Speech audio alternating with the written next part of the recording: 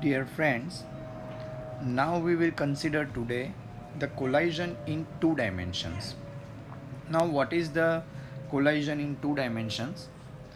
Here we will consider that, as shown in the figure here, that we consider that a mass m1 is moving and it collide with a mass m2 which is stationary. Now we consider that here, as in all the previous cases, that in any collision, here the momentum conservation law is followed and that the momentum is conserved. Here we consider that the linear momentum is conserved in such a collision. Since momentum is a vector, this implies three equations for three dimensions and in all the directions, that is x, y and z. Now here we consider the plane determined by the final velocity, directions of m1 and m2 and choose it to be in the xy plane. The conservation of the z component of the linear momentum implies that the entire collision is in the xy plane and the x and y component equations can be given as here, that is initially for x-axis we can say that is m1 v1I. Obviously m2 is stationary initially, so it is 0. Now in a final condition, as it is moving towards the direction theta 1 and theta 2, we can write it as m1 v1f with cos theta 1 as shown in the figure and plus the final condition of object 2, that is m2 v2f cos theta 2. So here this will be our equation number 1 for the representation. Here we can represent it with our equation number 1. Similarly, we also know for the y component, here it is very clear that there is nothing moving in y direction. So that upper part belongs to x direction. Here we can say this is about x direction.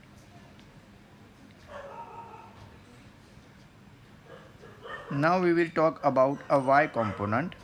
So that is y directional motion.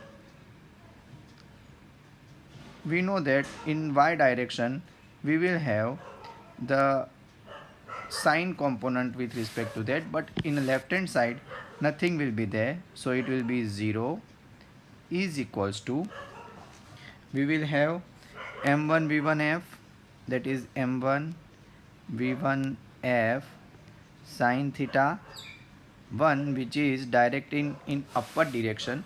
We can show here, I will show you, and minus m2 v2f sine theta 2, that is heading in downward direction. Here that direction is explained with the help of the components that I would like to show you. Here this component belongs to sine and this component belongs to cos.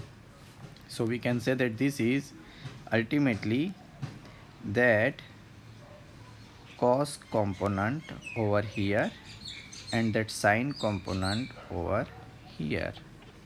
So we can say that this is P1 cos theta, this is P1 sine theta.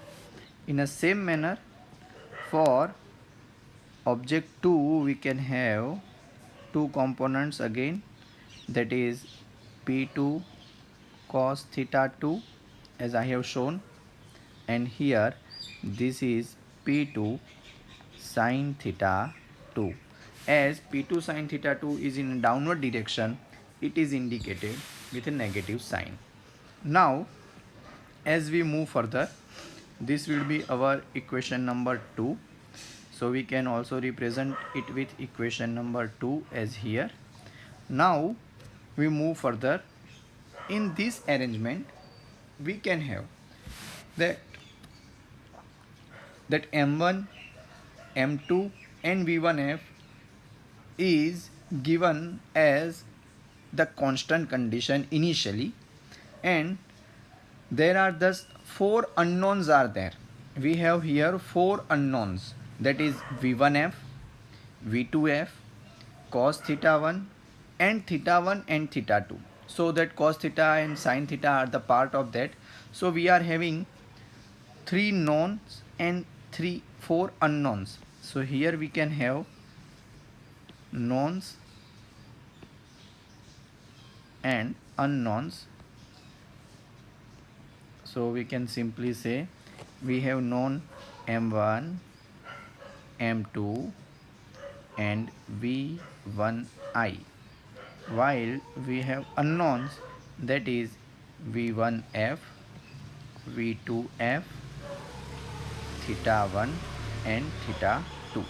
So these are knowns and unknowns variables. Now we have here only two equations. So equation 1 and 2 are the only two equations. So how to determine them? We will move further, that for the determination what we need. So here what we will apply, that if theta 1 and theta 2 be a 0, that is interesting part, that again if theta 1 is equals to theta 2 is equals to be a 0, then we regain the equation number, that previous equation that we have already derived for the one dimensional. That is, if theta 1 equals to theta 2 is equals to 0, what are the equation that we can have? That we can simply say, that is M1 V1I is equals to M1 V1F plus M2 V2F. This is the equation that we have already derived in one dimensional collision. So this is the case if this is so. In a same manner, if we consider that this collision is elastic, suppose the collision is considered to be an elastic. So if collision is elastic, then what we can say, that it will have the conservation of kinetic energy, and therefore we can say that 1/2 m1 v1I square is equals to 1/2 m1 v1f square plus 1/2 m2 v2f square. So this is as per as kinetic energy conservation law. We can put them as equation 3 over here. So this is considered as equation number 3. Here it is interesting to put that I can consider this as an equation number 3. So this would be my equation number 3 over here. Now on the basis of that, we can simply obtain an additional equations that still leaves us one equation short. At least one of the four unknowns says theta 1 must be made known for the problem to be solvable. Now for examples, theta 1 can be determined by moving a detector in an angular fashion from x to y plane or an axis, and given m1, m2, v1I and theta 1 as a known, and we can determine v1f, v2f and theta 2 from our equations, that is 1, 2 and 3. So this is called the collision in two dimensions.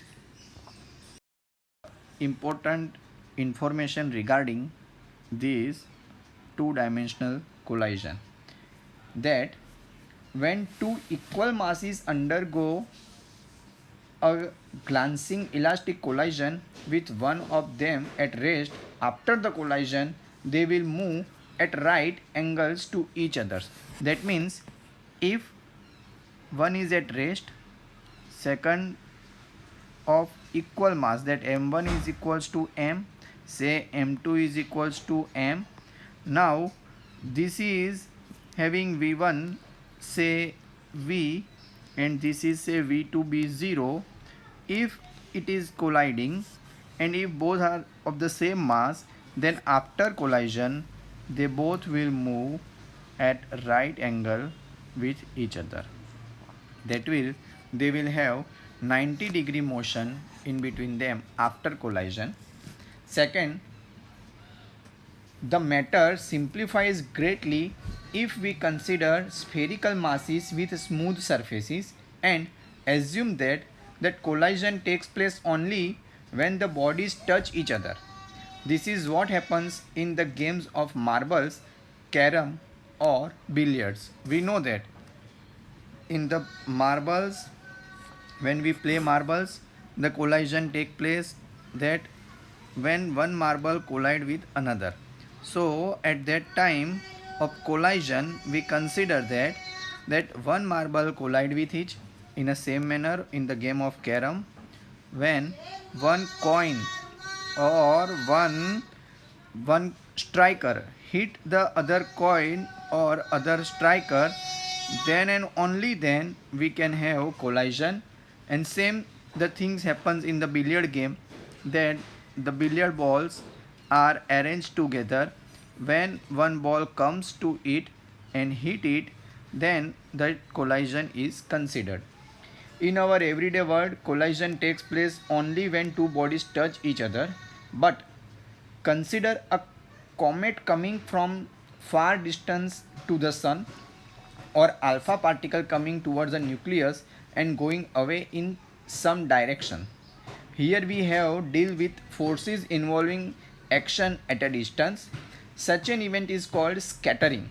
So when there is a no direct physical contact, this type of collision is considered as a scattering condition, in which this scattering condition, the object does not come into the physical contact with each other, but it will deviated from one due to the repulsive force or the forces acting on it. The velocities and directions in which the two particles go away depend on their initial velocities as well as the type of interaction between them and their masses, shapes and size. So these all things are regarding the collision.